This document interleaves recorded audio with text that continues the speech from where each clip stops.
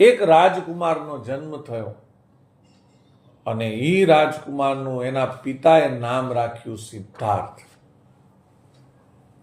2500 વર્ષ પહેલાની વાત છે અને આ જન્મ લુંબિની ગામમાં થયો, જે લુંબિની આજે નેપાળમાં આવેલું છે.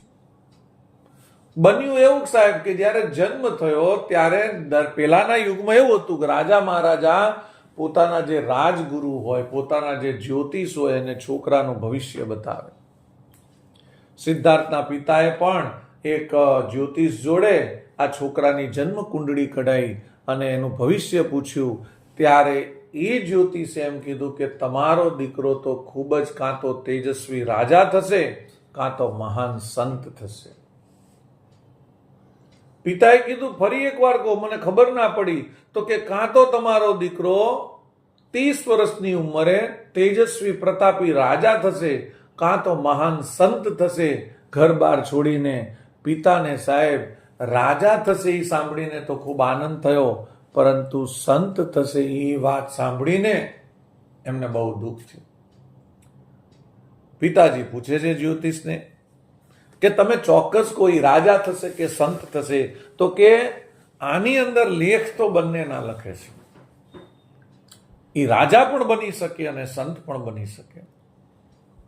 આટલું સાંભળીને સાહેબ સિદ્ધાર્થના પિતાએ નક્કી કરી દીધું કે આજથી આપણે આ રાજકુમારને આપણા મહેલ અને બાગ બગીચાથી બહાર કાઢવો નહીં.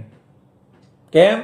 જો સિદ્ધાર્થ બહાર નીકળશે, કોઈ સંતોના સંપર્કમાં આવશે, પ્રભુ ભજન કરશે તો કદાચ એ સંત બનશે, પણ આપણે એ સંગથી એને દૂર જ રાખીશું.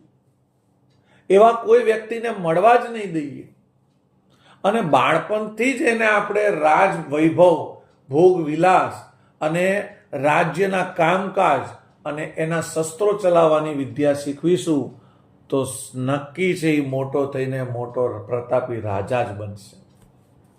અને સાહેબ બન્યું એવું, સિદ્ધાર્થ નાનપણથી મોટો થયો પણ રાજમહેલથી બહાર નીકળતો નહીં. પોતે રાજમહેલના બાગ બગીચામાં રમતો, ત્યાંની બધી વિદ્યાઓ શીખતો, રાજકાજના કામ શીખતો. બન્યું એવું કે સિદ્ધાર્થ જે છે એ મોટો થયો, પરણવા યોગ્ય થયો અને એના પિતાએ એને એના લગ્ન કરાયા. લગ્ન તો થયા એના. લગ્ન થયા પછી એના પિતાએ રાજપાટ પણ સિદ્ધાર્થને સોંપી દીધો અને સિદ્ધાર્થને રાજા બનાવ્યો, એનો રાજ્યાભિષેક કર્યો. સિદ્ધાર્થ રાજા બની જાય છે, એના લગ્ન પણ થઈ ગયા છે અને ભગવાનની દયાથી એને ત્યાં એક રાજકુમારનો પણ જન્મ થાય છે. હવે પિતાને એમ લાગે છે કે હવે આ એના સંસારમાં અને રાજકાજમાં પરોવાઈ ગયો છે, હવે એ બહાર નીકળશે તો કંઈ વાંધો નથી, કારણ કે હવે એ સંત બની શકે નહીં.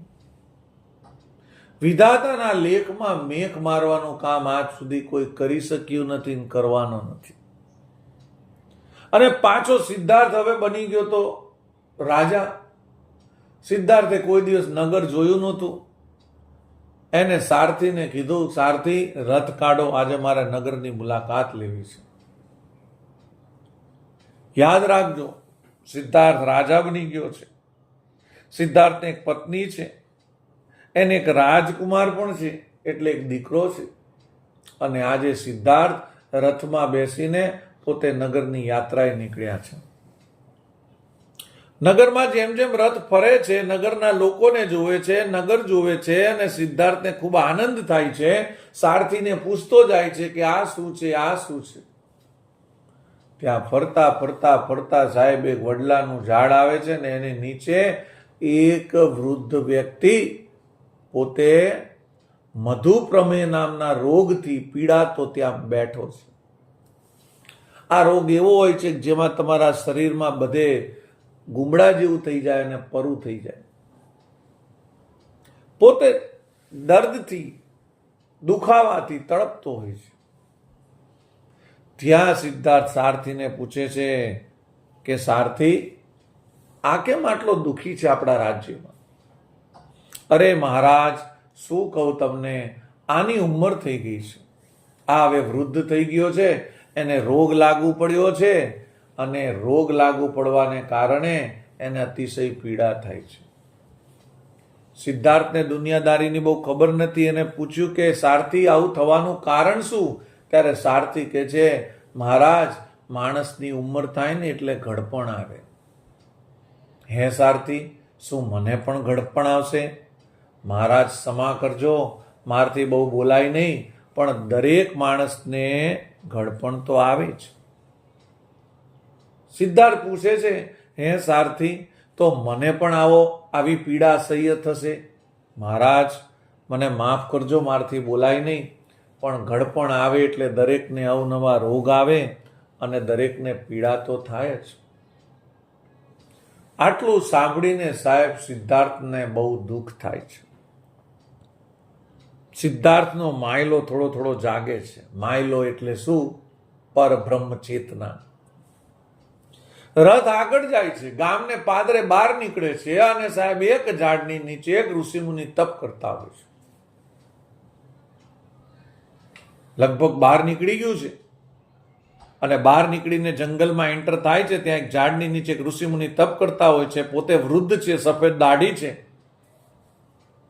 અને એને જોઈને સિદ્ધાર્થ કહે છે, જો સિદ્ધાર્થ કોઈ દિવસ સંસારના કોઈ પણ જાતના અંદર એન્ટર થયા જ નથી, પોતે સંસારની વસ્તુઓ વિશે એમને ખબર જ નથી, એટલે સારથીને પૂછે છે, સારથી, આ કોણ છે? મહારાજ, આ તો ભગવાનનો સંત છે. સારથી, તું તો મને એવું કહેતો હતો કે માણસ ગરડો થાય એટલે એને દુઃખ આવે, અસહ્ય પીડા થાય, પણ આ જે છે એ તો ગરડો છે, તે છતાંય ખૂબ ખુશ છે. એના ચહેરા ઉપર તો જો ખુશીના ભાવ પ્રગટ થાય છે.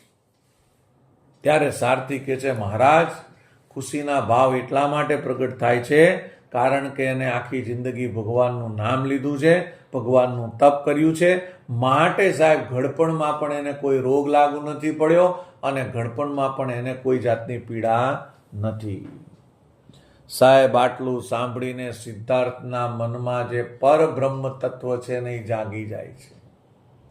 એની દીવાની જ્યોત જાગી જાય છે. સિદ્ધાર્થ નીચે ઉતરે છે અને જંગલ તરફ દોટ મૂકે છે.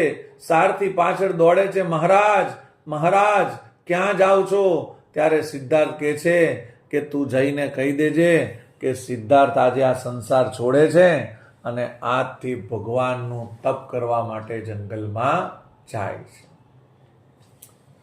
સારથી રડતા હૈયે સાહેબ રાજ્યમાં પાછો ફરે છે.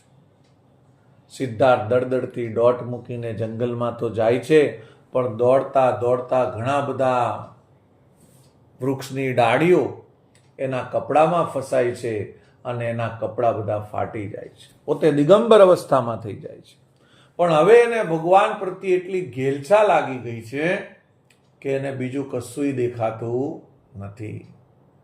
અને સાહેબ ભગવાનના ભજનમાં તપ કરવામાં એ શું થઈ જાય છે? મગ્ન થઈ જાય છે અને ભગવાનનું તપ કરે છે, ભગવાનનું નામ લે છે. પોતે એમ કહીએ તો એકી ચીતે પોતે વૃક્ષ નીચે યોગની સ્થિતિમાં બેસીને ધ્યાન ધરે છે.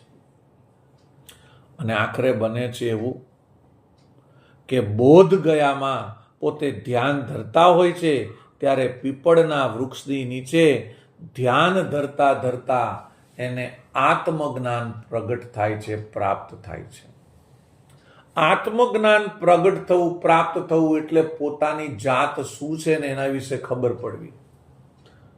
મેં તમને આગળ કીધું કે આપણી અંદર પરબ્રહ્મ તત્વ છે, આપણે અંદર ઈશ્વર છે.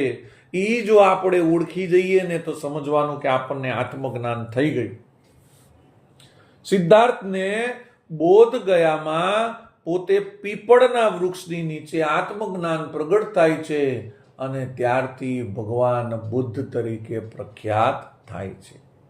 આજે પણ બોધ ગયા તમે બિહારમાં જાઓ તો જે જગ્યા છે પીપળનું વૃક્ષ એ આજે પણ છે, અને ત્યાં લોકો ભગવાન બુદ્ધના મૂર્તિને પોતે પૂજવા જાય છે. વિચાર કરો, સંતે કીધું હતું કે આ પ્રતાપી રાજા પણ બનશે અને સંત પણ બનશે. તમે જુઓ, એ રાજા પણ બન્યો 29 વર્ષ સુધી અને 30મા વર્ષે એ મોટો સંત પણ બન્યો. તો મિત્રો, એમને એમ કોઈ વસ્તુ બનતી નથી. જીવનમાં ક્યારેક એવો ટર્નિંગ પોઈન્ટ આવી જાય કે આપણે નથી કહેતા કે જીવમાંથી શિવ બની જઈએ, એમ આપણી અંદર જે માયલો પર બ્રહ્મ બેઠો છે એને આપણે ઓળખી જઈએ. આપણે તો ભગવાન નથી બનવું, પરંતુ આપણે આપણી જાતને ઓળખતા થઈ જઈએ.